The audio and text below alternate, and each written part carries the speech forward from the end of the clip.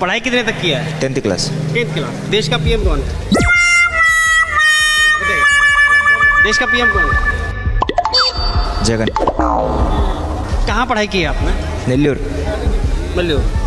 मदरसे में? जी। तो मदरसे में कभी ये नहीं बताया गया कि देश का पीएम कौन है, देश का प्रधानमंत्री कौन है, वो नहीं बोला। देश का राष्ट्रपति कौन है? मदरसे में पढ़ाई की है? जी। बच्चे से पूछ लो। ओहो, इधर आइए, इधर आइए। क्या नाम है आपका? दिव्यराज। दिव्यराज कौन सी क्लास में पढ़ते हैं? थर्ड क्लास में। कहाँ के रहने वाले हैं? दिल्ली। ओहो, दिल्ली। देश का प्रधानमंत्री कौन है? मोदी जी। मोदी। यही अंतर है, स्कूल में पढ़ने वाला बच्चा और एक मदरसे में पढ़ने वाले बच्चे में शायद यही अंतर है। oh, no! उस बच्चे को शायद ये नहीं पता कि देश का प्रधानमंत्री कौन है, उसने 10th पास किया है। എൻ്റെ കൂടെയുള്ളവൻ അവൻ ബിടെക് പഠിക്കുമ്പോൾ അല്ലെങ്കിൽ സോഷ്യോളജിയിലോ അല്ലെങ്കിൽ ഇംഗ്ലീഷിലോ ഏതെങ്കിലും ഒരു വിഷയത്തിൽ MA ഒക്കെ എടുക്കുമ്പോൾ ഈവൻ എഞ്ചിനീയറിംഗ് വരെ എടുക്കുമ്പോൾ എൻ്റെ പണി എന്തായിരുന്നു? ഇതൊന്നും ഇല്ലാതെ ഇങ്ങനെ തെണ്ടി നടക്കുക. ഇത്രയേറെ കോമ്പറ്റീറ്റീവായ ഒരു വേൾഡിലേക്ക് ഈ സർട്ടിഫിക്കറ്റുകളുടെ ഒക്കെ ഉള്ള ആളുകൾക്ക് പോലും ജോലിയില്ലാത്ത ഒരു കോമ്പറ്റീറ്റീവ് വേൾഡിലേക്കാണ് ഒരു SSLCയോ +2 ഒന്നും ഇല്ലാതെ എന്നെ അങ്ങ് ഇറക്കി വിട്ടത്. എന്തിനായിരുന്നു ഈ ക്രൂരത? നിങ്ങളൊന്ന് ആലോചിച്ച് നോക്കിയേ. ഒരു ഗവൺമെൻറ് ജോലിയിൽ അപ്ലൈ ചെയ്യാൻ പറ്റുമോ? ഇല്ല. ഒരു പ്രൈവറ്റ് ജോലിയിൽ അപ്ലൈ ചെയ്യാൻ പറ്റുമോ? അതും ഇല്ല. അവിടെയും ഈ SSLCയും +2 ഒക്കെ ചോദിക്കും. കള്ള ഡിഗ്രി വെച്ചിട്ടാണ് കയറാറ്. There has been a big development that has taken place on part of the NCPCR, which is the National Commission for Protection of Child's Rights. NCPCR ने तमाम राज्य सरकारों को खत लिखा है। इस खत के जरिए मदरसा बोर्ड को खत्म करने को कहा गया है। साथ ही गैर मुस्लिम छात्रों को RTE स्कूल में एडमिशन देने की मांग की गई है। NCPCR ने सभी राज्यों को खत के जरिए कहा है कि मदरसे शिक्षा के अधिकारों का उल्लंघन कर रहे हैं। सभी गैर मुस्लिम बच्चों को मदरसों से निकाला जाए, गैर मुस्लिम बच्चों को स्कूलों में एडमिशन दिया जाए, मुस्लिम बच्चों का भी स्कूल में एडमिशन कराया जाए, सभी बच्चों को RTE का निर्धारित सिलेबस पढ़ाया जाए, मदरसा बोर्ड को भंग किया जाए, वित्तीय मदद बंद की जाए। The NCPCR has 3 core instructions which follow a report that it has published on the conflict between fundamental rights of children and the rights of the minority communities. The first is the recommendation that has been given is that the state stop funding madrasas. The second is that all state madrasa boards to be dissolved, and the third is that when it comes to non-Muslim students, they need to be withdrawn from the madrasas. मदरसे बंद करने की मांग क्यों है? NCPCR के मुताबिक तमाम मदरसों के पास ट्रेन टीचर्स नहीं है, मदरसों में बुनियादी शिक्षा का अभाव है, मदरसों में पढ़ने वाले बच्चों का शोषण हो रहा है, मदरसों को नियमों से ज्यादा वित्तीय मदद मिल रही है। ऐसे में राज्य के फाइनेंशियल फंड की जरूरत नहीं है। मदरसा बोर्ड बुरे कर्मों को छिपाने के लिए दिखावा कर रहे हैं। मुस्लिम छात्रों को भी क्वालिटी एजुकेशन नहीं मिल रही। तमाम मदरसे इस्लामी प्रचार का केंद्र है। सुप्रीम कोर्ट में भी NCPCR हलफनामा दायर करके मदरसाई शिक्षा पर सवाल खड़े कर चुका है। देखिए, आयोग का यह दायित्व है कि शिक्षा का अधिकार कानून की मॉनिटरिंग करे, इम्प्लीमेंटेशन में कहीं खामियां हैं तो सरकारों को बताए। हमने ये देखा कि देश के 7-8 राज्यों में मदरसा बोर्ड बना करके एक प्रकार से शिक्षा का अधिकार कानून का माहौल उड़ाया जा रहा था।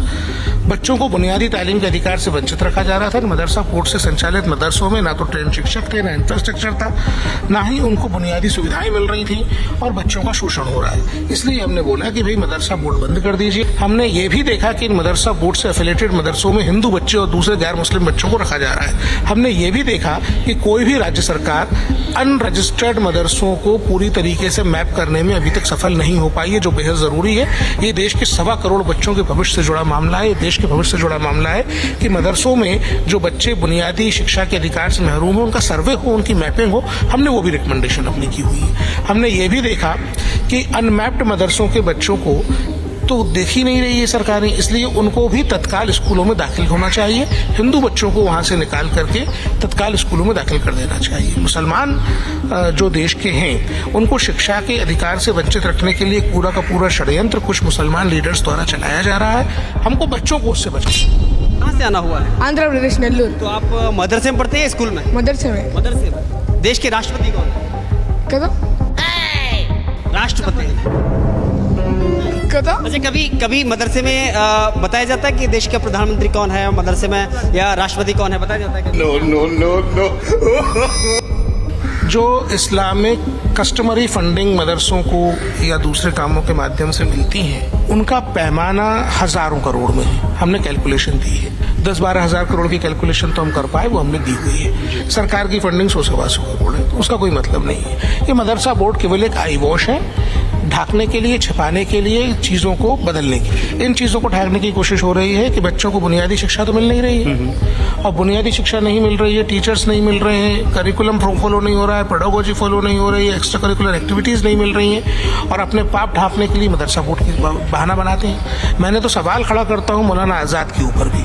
मौलाना आज़ाद ने 1950 में जाकर के दारुल उलूम देवबंद में बच्चों को ये बोला कि वो जो दुनियावी तालीम है जो यूनिवर्सिटीज़ और स्कूल्स में पढ़ाई जा रही है उससे आपका भला नहीं होगा, आपका भला तो इस तालीम से होगा जो आप मदरसों में ले रहे हो। क्या सिखाना चाहते थे?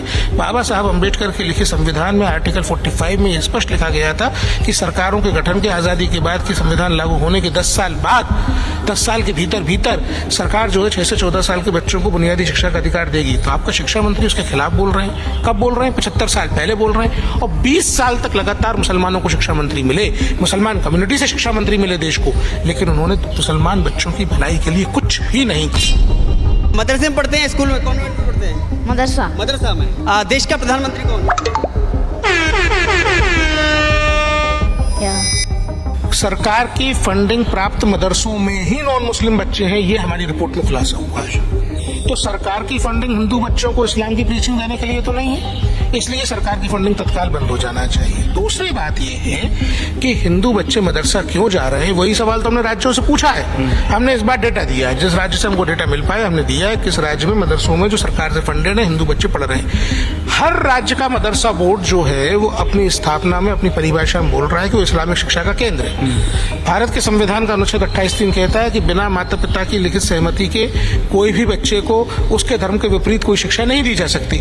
हमको राज्य सरकारें हिंदू माता पिता की वो सहमति बताने में विफल हुई कि वो क्यों अपने बच्चों को इस्लामिक शिक्षा देना चाहते हैं। इसलिए बच्चों को जो है इन मदरसों से निकल के तत्काल स्कूलों में आ जाना चाहिए। हमारे देश के राष्ट्रपति कौन है? नहीं पता। तो जो मदरसा बोर्ड अपने पर्पज में फेल हो गए हैं, आइडिया के साथ बनाए गए थे उसको सर्व नहीं कर रहे हैं। मदरसा बोर्ड या मदरसा को दी जाने वाली सरकारी फंडिंग जो है वो शिक्षा का अधिकार कानून और भारत के संविधान के अनुच्छेद 21 के खिलाफ है। इसलिए हमने सरकारों को बोला है कि मदरसा बोर्ड अपने बंद कर दीजिए।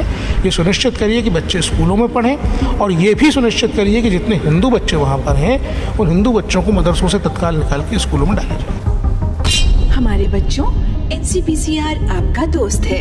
अगर कोई आपको गलत तरीके से छूता है, गंदी तस्वीर दिखाता है, गंदी बातें करता है, और अगर आप अपने मम्मी पापा या किसी और से नहीं कह पाते हैं तो हमें बताएं, हम आपके साथ हैं, हम आपकी सहायता करेंगे और उसको ठीक करेंगे। बच्चियों से बलात्कार। 17 अगस्त को उत्तराखंड के उधम सिंह नगर के एक मदरसे में बच्चियों से रेप का मामला सामने आया। 56 साल के मौलवी पर 5 मासूम बच्चियों से बलात्कार का आरोप लगा। मस्जिद के ऊपर का जो यहाँ पर वो अवैध मदरसा टाइप बना हुआ था जिसमें ये मौलवी था, वहाँ पर इस मौलवी के पास उर्दू सीखने जाते थे। छोटी बच्चियों को जो 5 से लेके 8-9 साल के होते हैं उन बच्चियों को वहाँ पे रुकवाता था दोपहर में ज़्यादा देर तक। जब ये सारे फ्री हो गए, लड़के फ्री हो गए, बड़े लड़की फ्री हो गए, लड़कियाँ फ्री हुए, तो इन बच्चियों को अलग सा अपना AC कमरे में ले जाता था।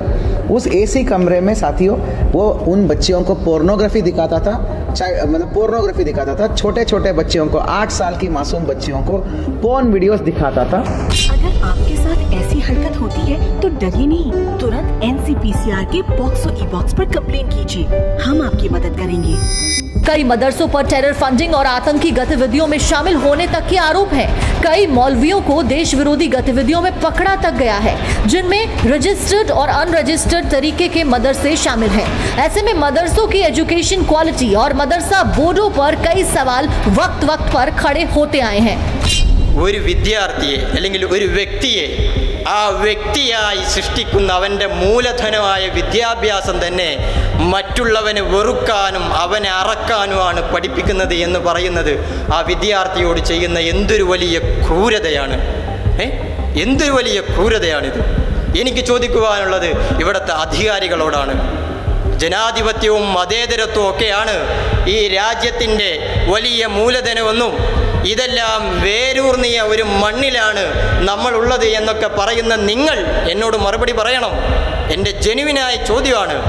ഇവിടെ ഒരു വർഗീയവാദിക്കും ഒരു മതതീവ്രവാദിക്കും ഒരു സ്പേസുമില്ല എന്ന് വേദികൾ തോറും പ്രസംഗിക്കുന്ന നിങ്ങൾ പറയണം, അവൻക്കൊന്നും സ്പേസ് ഇല്ല എങ്കിൽ പിന്നെ എന്തിനാണ് എന്നെ നിങ്ങൾ ഇവിടെ വളർത്തിയത്? പിന്നെ എന്തിനാണ് എൻ്റെ ബാല്യകാലം നിങ്ങൾ ഇവിടെ നഷ്ടപ്പെടുത്തിയത്? എൻ്റെ ന്യായമായ ചോദ്യമാണ്.